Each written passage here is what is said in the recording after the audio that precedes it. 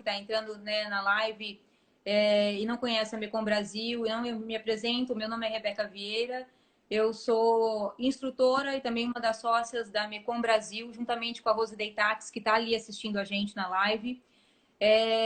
E nós fundamos a Mecom Brasil, que é um instituto que faz a capacitação de mediadores e conciliadores que atuam aí extrajudicialmente. Também já capacitamos vários mediadores judiciais que atuam no Brasil inteiro.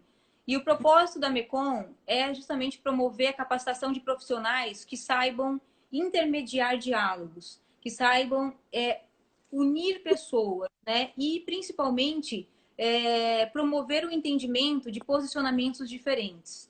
Então, o que a gente verifica nessa época aí tão excepcional para todos nós, né, para todos os brasileiros, é posições de todos os lados, né, deputado?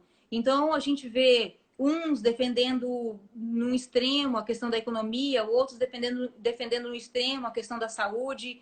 E o que a gente precisa é exatamente olhar para esses dois lados, não é a exclusão de nenhum dos lados, né? A gente compreende como instituto que os dois lados são muito importantes, um depende do outro, né?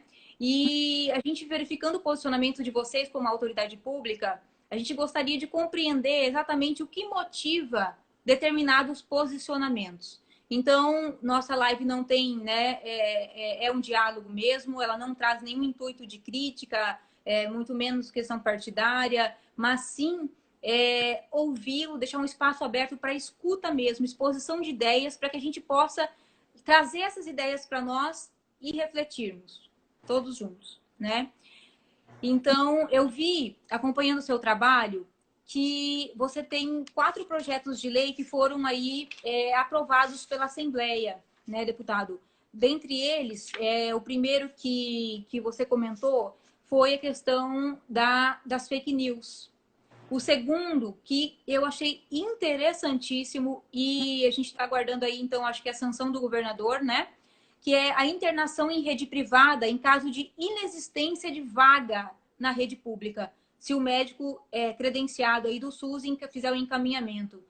Outro foi a prorrogação da validade dos documentos, e o quarto é que as clínicas privadas terão que informar a quantidade de testes disponíveis. Esses foram os projetos de lei que eu vi que você divulgou nas suas redes sociais, que foi aprovado, e a gente gostaria muito de ouvir você, o que te motiva, né?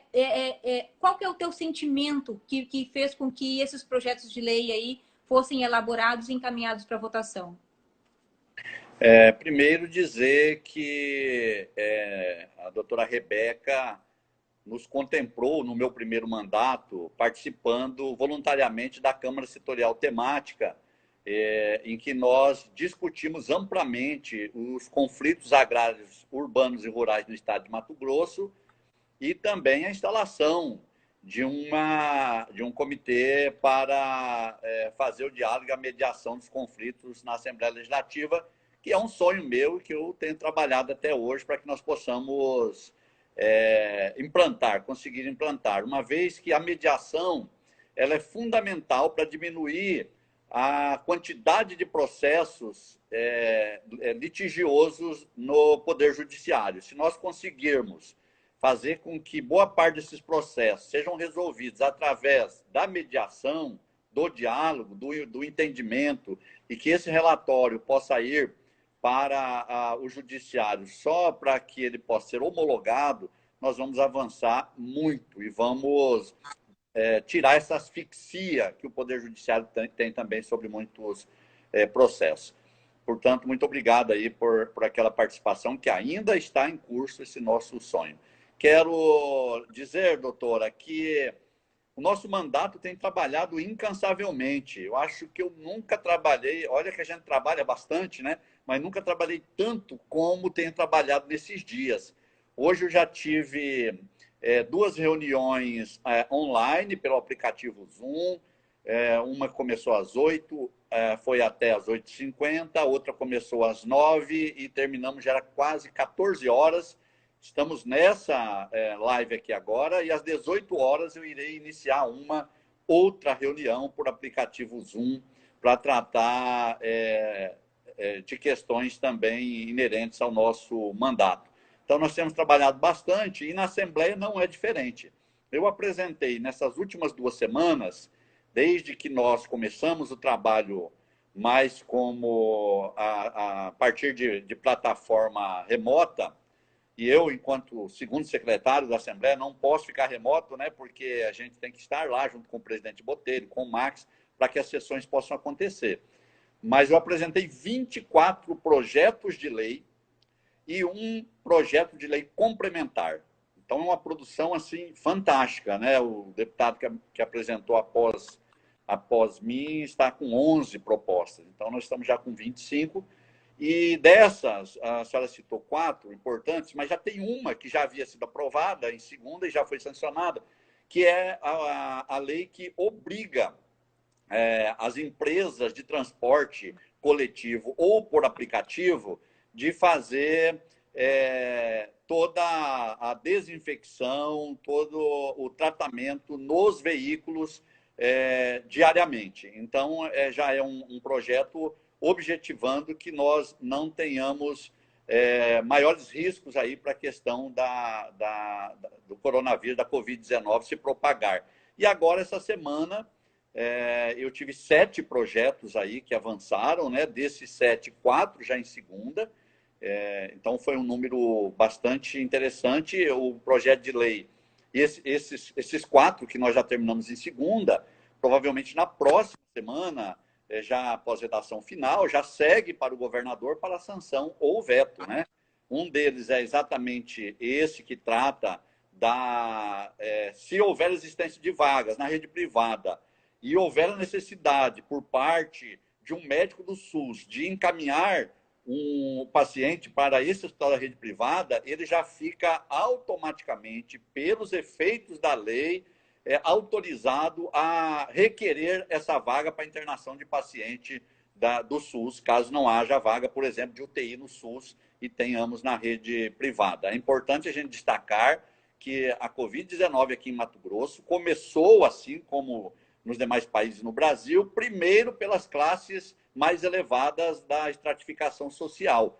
E isso importa dizer que até agora praticamente a rede do SUS não foi utilizada ainda para esses casos de UTIs. Todos os tratamentos que nós tivemos de pessoas que precisaram são pessoas de nível social elevado e que estão utilizando-se das redes privadas através ou de dinheiro ou também dos seus planos de saúde, né? Então, esse projeto de lei foi aprovado, agradeço os demais deputados e vai para a sanção na próxima semana. Essa questão das certidões, que é um outro projeto de lei que eu apresentei, inclusive tinha um parecer contrário da CCJ e conseguimos derrubar, né? Os deputados compreenderam após a minha defesa que nós não podemos, o cidadão comum, por exemplo, precisar de uma certidão. Uma coisa é quando nós estamos num momento de absoluta normalidade e outra é quando nós estamos num momento de absoluta excepcionalidade, que é o que nós vivemos por conta da pandemia. A senhora é advogada, sabe muito bem disso. As instituições não estão funcionando rigorosamente como costumam funcionar. O próprio Poder Judiciário, por mais que eles estejam trabalhando home office, não é a mesma coisa. Os cartórios também não estão funcionando.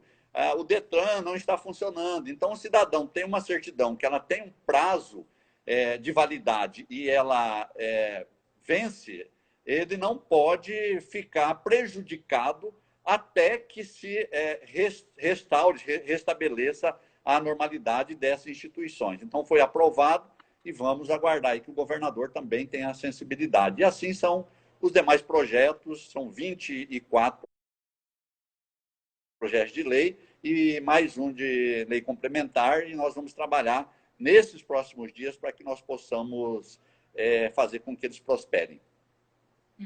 Excelente. Excelente. Excelente, deputado. Ontem, nós ouvimos do deputado Botelho, ele dizendo que a rede de saúde pública está preparada, né? Como que você vê esse aspecto? Porque a questão do isolamento, ela é principalmente recomendada para que não haja justamente uma superlotação da rede pública de saúde. Há essa preocupação de muita gente contaminada e muita gente precisando do serviço ao mesmo tempo, né? E ele disse que não tem nem 10% da utilização do sistema da saúde e que estamos preparados, sim, o estado de Mato Grosso está preparado para poder receber essas pessoas. Como que está essa questão, deputado? Eu ouso discordar do deputado Botelho. Uhum. A rede pública, ela nunca esteve preparada, nem em momentos normais. O cidadão comum, o cidadão mais pobre, que precisa do Sistema Único de Saúde de Mato Grosso, sabe muito bem do que eu estou falando, né? Eu já fui prefeito, estou no meu segundo mandato agora de deputado, e eu sei o que significa, e enquanto deputado tenho acompanhado isso, eu sei o que significa o cidadão precisar, em tempos normais, por um acidente ou até mesmo por outras doenças, que é absolutamente necessário a transferência mediante regulação para UTIs, por exemplo, e não conseguir. Mesmo com mandado de segurança, expedido pelo Poder Judiciário, ou por advogado, ou pela Defensoria Pública que ingressa com ação, nós temos filas de mandado de segurança de pessoas que precisam de internação e que não conseguem em tempos normais. Imagina, eu espero que aqui no Mato Grosso nós não venhamos a vivenciar uma situação da instalação da Covid-19 como nós temos vivenciado em São Paulo, em Manaus, em Fortaleza ou em outros países, né? Que isso não venha a acontecer aqui. Agora, para que isso não aconteça, é mais do que importante nós ouvirmos o que diz a comunidade científica no mundo todo, o que diz a Organização Mundial de Saúde e o que diz ainda, né, o próprio ministro Mandetta, que acaba de ser demitido agora pelo presidente Bolsonaro, por discordar do presidente. O que diz o médico Mandetta, a Organização Mundial da Saúde e a comunidade científica em todo o mundo? Que somente o isolamento social, porque a Covid-19, eu sou biólogo, né? Também me permito falar enquanto biólogo. A Covid-19, ela é uma pandemia que ela está instalada em todo o mundo, e por isso que ela é pandemia. Só é pandemia a partir do momento que todos os continentes eles passam a sofrer com uma determinada endemia. E a Covid-19 foi exatamente o que aconteceu. E nós só vamos conseguir fazer com que o Sistema Único de Saúde dê conta, dê cabo dessa sua tarefa, se nós não superlotarmos ele. Porque se nós não vivermos o isolamento social, que é o que recomenda a Organização Mundial de Saúde, a comunidade científica e o próprio Mandetta, né, e todos nós que conhecemos um pouco do que é uma pandemia, só o isolamento social é capaz de impedir com que haja o colapso da rede pública de saúde. Não tem outra maneira de resolver isso. Não existe vacina. Uma vacina, para ser testada, demora anos. Essa vacina, o mundo todo, os maiores cientistas estão em busca dela, né, no mundo todo, na Europa, nos Estados Unidos, na China, em Cuba, no Brasil, mas nós não temos. E ela primeiro precisa ser testada in vitro, em laboratório, depois ela vai passar ainda para a fase de teste em seres humanos, e só depois desse período de teste nesses seres humanos que forem selecionados primeiramente, a partir dos resultados é que ela vai se estender para a demais parte da população. E não tem remédio, não existe remédio. Nós temos aí a cloroquina, e a hidroxicloroquina, que é algo que se fala muito, mas não é a única que está sendo testada. Nós já temos 150 medicamentos sendo testados pela comunidade científica do mundo todo e mais 180 que devem, nos próximos dias, iniciar os testes também, alguns até bem mais avançados que a própria cloroquina. Então, não existe remédio, o remédio é a gente se cuidar. Então, por que o isolamento? Porque se nós ficarmos em contato permanente, nós vamos fazer com que a contaminação chegue muito mais rapidamente, um número muito maior de pessoas, e essas pessoas vão ter que dar entrada ao mesmo tempo no sistema de saúde e ele vai colapsar. Inclusive, nós já estamos vivendo em outros estados, e aqui no Mato Grosso, aqui em Cuiabá principalmente, já a contaminação de diversos profissionais da saúde. E isso é muito ruim, porque à medida que eles vão sendo contaminados, vão sendo retirados do campo de batalha. Eles deixam de ser os nossos guerreiros do front e saem para fazer o seu tratamento, cumprir a sua quarentena, e nós vamos ficando sem essas condições também por parte dos profissionais. Entendo. Nós vemos, então, duas linhas de frente, né? Uma preocupada com a saúde e pregando a questão do isolamento, e outra, como nós já fizemos algumas lives aqui, que falam exatamente com outros olhos e a preocupação com a economia. Então, aqui, onde se encontra o deputado Valdir Barranco? Doutora, nós vivemos uma pandemia que ela é diferente de tudo que nós já vivemos no mundo. Por exemplo, em 1918, de janeiro de 1918 a dezembro de 1920, o mundo experimentou uma pandemia que era chamada de influenza espanhola, a gripe espanhola. A gripe espanhola, ela já faz mais de 110 anos. 100 anos, 100 anos agora, que ela terminou. Então, quem viveu ou quem vive menos de 110 anos não lembra da gripe espanhola. Então, pouquíssimas pessoas viveram uma pandemia aqui no Brasil e no mundo também. Ela começou nos Estados Unidos. Os Estados Unidos participavam da Primeira Guerra Mundial e, à medida em que os Estados Unidos começou a encaminhar soldados para a Europa para participar da Primeira Guerra, eles foram infectados e foram também contaminando pessoas na Europa e em outros países. E aí ela chegou na Espanha. E por que ela é chamada de gripe espanhola? Exatamente porque a Espanha não participava da Primeira Guerra. Os Estados Unidos esconderam os números para não tirar a atenção, assim como os outros países, a Alemanha, os outros que participavam da Primeira Guerra, para não contaminar os números da Primeira Guerra.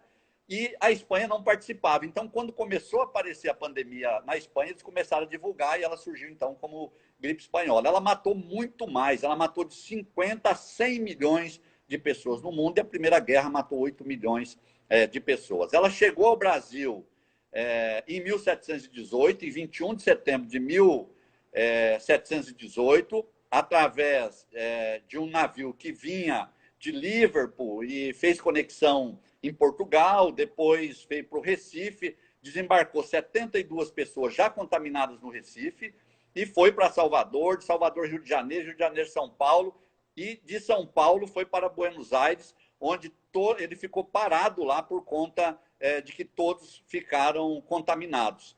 Então, a gripe espanhola de 1918 e 12 anos depois, 11 anos depois, a grande crise econômica de 1929, e aí eu quero fazer uma conexão entre as duas, porque uma gerou uma crise sanitária, que era a gripe espanhola, mas ela não gerou uma crise econômica.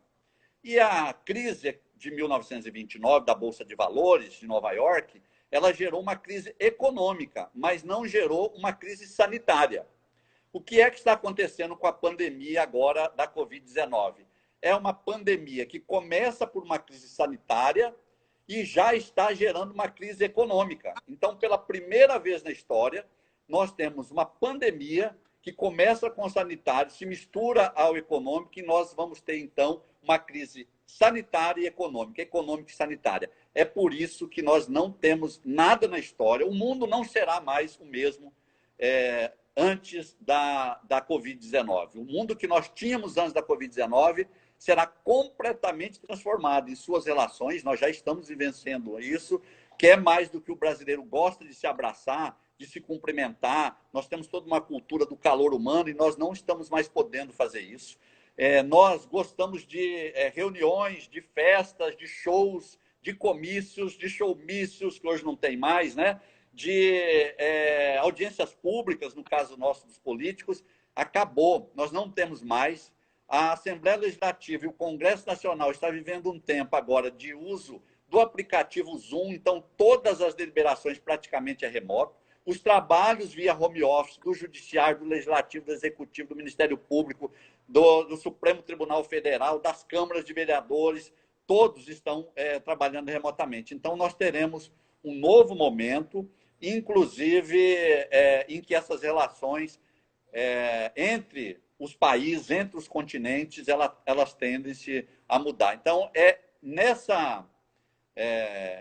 com essa ótica que o deputado Valdir Barranco encara a Covid-19, com a visão de biólogo, de parlamentar, com a visão social, de quem está preocupado não só com o que já veio, o que estamos experimentando, mas o que está por vir. Nós não sabemos ainda até onde nós teremos essa pandemia e é muito importante que nós não tenhamos a ocorrência de uma disseminação em massa no Brasil e em Mato Grosso, porque nós não temos condições de enfrentar ela do ponto de vista de saúde. Aí eu quero voltar a 1918, porque lá, com a gripe espanhola, como ela demorou para se disseminar, né? Demorou porque não tinha avião, vinha de navios, demorava 3 meses para chegar aqui, por exemplo, no nosso continente, e não chegavam as informações. Quando a informação chegava num jornal da Europa, chegava a doença também. E aí nós não tivemos essa oportunidade, os nossos antepassados, de nos precavermos, de cuidarmos. A imprensa brasileira, diferentemente do que está hoje ela é a favor, hoje ela ajuda. Na época ela atrapalhou, porque ela fazia chacota com a gripe espanhola, fazia chacota, os jornais da época. E, de repente, quando começou a morrer, no Rio de Janeiro, por exemplo, num dia, morreu 920 pessoas, lá em 1918. Imagina o que era isso. E aí as pessoas, ninguém mais queria retirar os corpos de casa, eles apodreciam dentro de casa. E quando o sistema sanitário começou com as carrocinhas a recolher os corpos, muitos ainda estavam vivos. Quando chegava no cemitério, o coveiro, ao se deparar com o indivíduo vivo, ainda ele acabava de matá-lo para enterrá-lo. Então, é uma coisa assim horrorosa que nós hoje temos a obrigação de reparar com o nível de informação rápida que nós temos, com as autoridades muito bem comprometidas e com a imprensa brasileira que está a favor de que ela passe logo. Eu esqueci de falar que, inclusive, na gripe espanhola, nós perdemos o presidente Rodrigues Alves, né, que havia já sido presidente do Brasil, foi presidente do governo do estado de São Paulo por 3 mandatos, na época não era governador, era presidente, né, que se chamava os estados, e havia sido eleito novamente presidente da República e não chegou a tomar posse, porque ele contraiu a gripe espanhola e ele faleceu ainda no dia 16 de janeiro de 1919 e foi enterrado no dia 19 de janeiro de 1919. Deputado, você é bom de data, hein? Ou tá com papel aí na frente? Não, gosto de história. Sou biólogo, mas gosto de história. Muito bom, muito bom. É bem interessante essa visão que quando eu te peço, quando eu comentei contigo sobre esses dois lados, né? É como se nós estivéssemos aqui mediando 2 lados mesmo. Alguém, né, que tem embaixo o que motiva esse posicionamento na defesa do isolamento social e, do outro lado, o que motiva, o que embasa o posicionamento dizendo vamos abrir tudo, a gente precisa trabalhar, minha preocupação maior, por exemplo, é com a economia, como muitos deputados se manifestam, né? Então, quando nós estamos diante desses 2 posicionamentos, o que nós sempre buscamos é o quê? Como que eu me posicionando aqui, eu com a minha formação como biólogo, eu compreendendo toda a história, compreendendo o que aconteceu, compreendendo esse número elevado de mortes, as pessoas que a gente tem que proteger, e isso está aqui manifesto no seu posicionamento, como que também a gente pode ter olhos para a questão, isso esse é um exercício que nós estamos fazendo com todos, né? É um diálogo com todos os parlamentares que estão também pensar em proteger um pouco, por exemplo, as pessoas que estão em cidade, né? Que medidas também podem ser tomadas nesse sentido, para que esse lado também não esteja desamparado? Tem essa possibilidade? O que você vê como um caminhar também com olhos para o lado de cá? Lógico. A Espanha, por exemplo, que lançou um pacote bilionário de recursos para créditos, para ajuda humanitária, para ajuda das pessoas hipossuficientes, para ajuda daqueles que estão desempregados. A Espanha, os Estados Unidos também, mesmo com o Trump, que é o país que acho que está levando o maior golpe, os Estados Unidos, com o maior número de vítimas, né? Vítimas fatais, inclusive.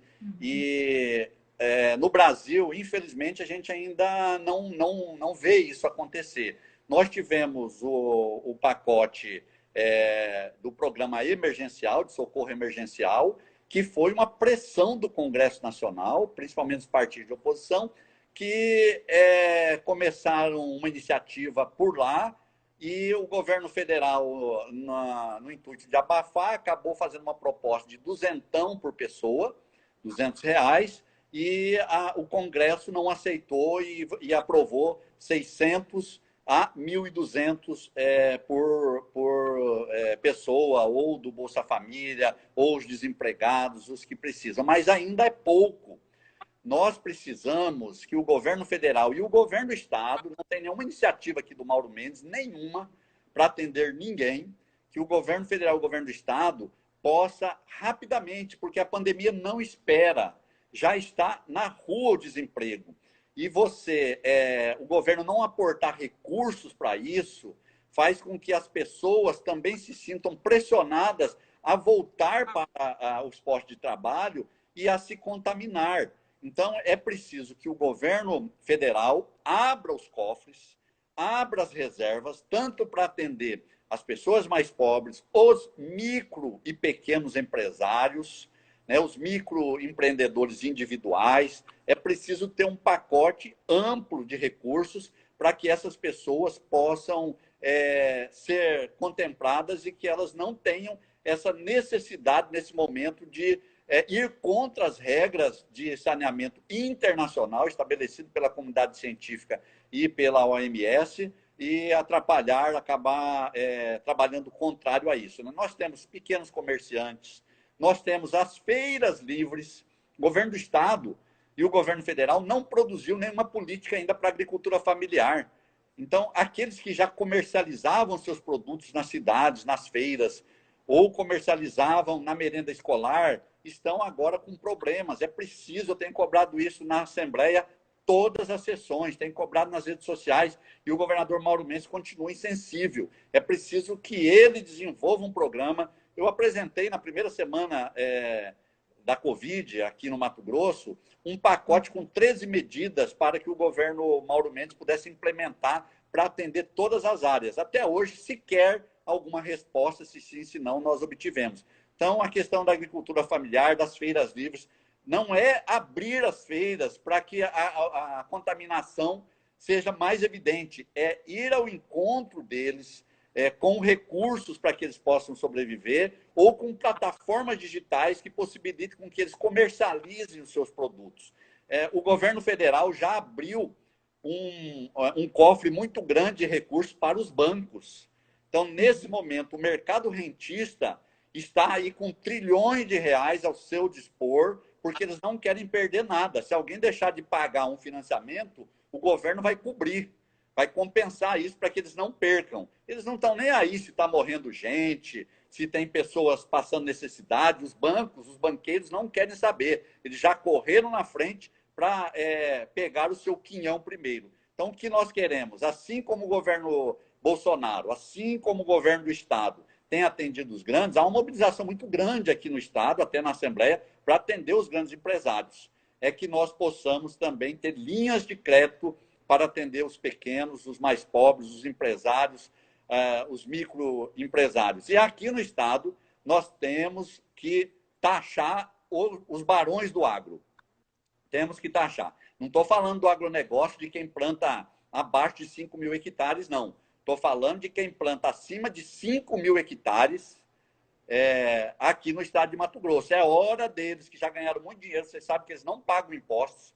Através da Lei Candeeiro, eles são desobrigados, desonerados de pagamento de ICMS no Brasil e, obviamente, aqui no Mato Grosso, o agronegócio é muito forte. Então, é hora do governo do estado. Eu apresentei uma indicação na sessão de ontem para que o governo possa taxá-los nesse período da pandemia e também outra indicação para que 100% dos recursos do FETAB sejam destinados nesse momento para atender a pandemia, inclusive com esses atendimentos aos que mais precisam.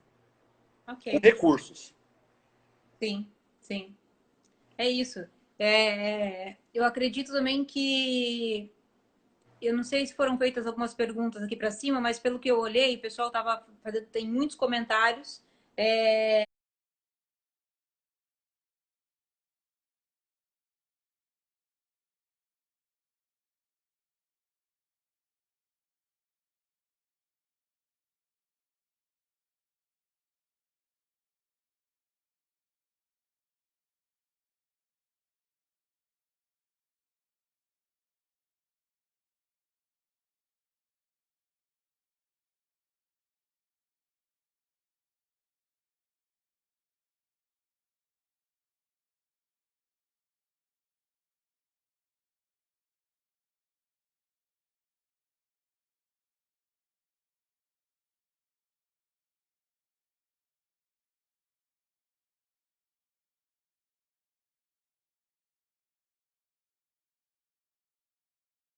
Já detecta que ela teve a Covid, então ela já fica liberada porque ela está imunizada, pode voltar ao mercado de trabalho. Então, o governo quer uma saída inteligente para não parar a economia, faz o teste em todo mundo para saber quem é que já teve, quem não teve. E quem já teve pode voltar, porque não tem vacina. Mas como é um vírus, e o vírus, ele, uma vez que você é contaminado, o seu organismo produz os anticorpos para combater e você não mais sofrerá com essa doença. Quando você tem sarampo, por exemplo, quando você tem uma gripe, você pode ser contaminado por outra gripe, por outro tipo de vírus, mas aquele mesmo você já está vacinado. Então, seria muito interessante que o Estado e que o governo federal pudesse ater aos testes em todo o nosso estado de Mato Grosso. E do mais dizer que não sou eu que estou falando. Quem for na contramão do que a comunidade científica, os cientistas, gente, estudam a vida toda. Eles se dedicam a isso.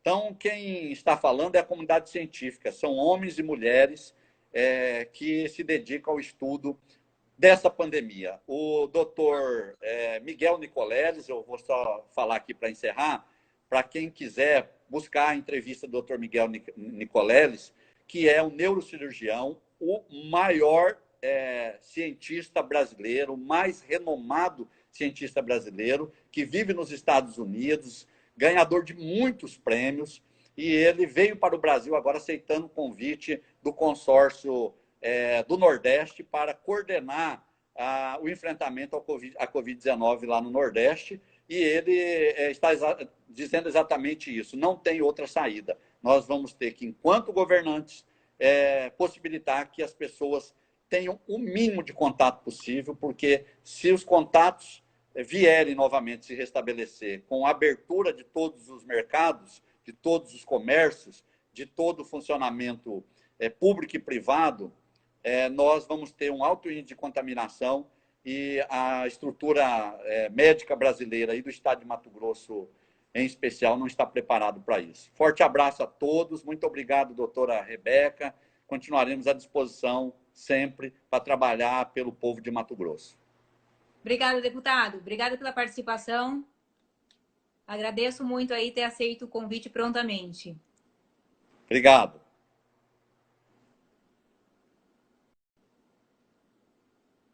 Olá, pessoal. Foi ficando um pouquinho escuro, o deputado foi sumindo, mas foi muito importante ouvir. Esse é o intuito das lives aqui da Mecom Brasil. O que nós queremos é justamente ouvir as pessoas para poder entender o que motiva os seus posicionamentos. Então, nós temos aí o poder público falando em isolamento, nós temos o poder público falando em necessidade de não necessidade de isolamento, e a gente vê uma grande divergência aí nas opiniões, na postura, né, das autoridades públicas, principalmente dessas autoridades públicas que nós já entrevistamos, né, e fica aí, então, onde a gente encontra esse meio termo, né? Onde a gente fica em tudo isso. O que é o nosso papel aqui como Mecom Brasil é justamente trazer informações, trazer posicionamentos diversos, porque essa reflexão, esse entendimento, essa consciência agora, diante das informações que a gente recebe, é nossa, né? É dentro da possibilidade de cada um, é dentro da consciência de cada um. Então, eu agradeço muito a presença de todos vocês na live e na próxima semana a gente continua e tem gente aí muito especial para vir participar dessa live. Eu espero todos vocês, tá bom? Até mais, até a próxima.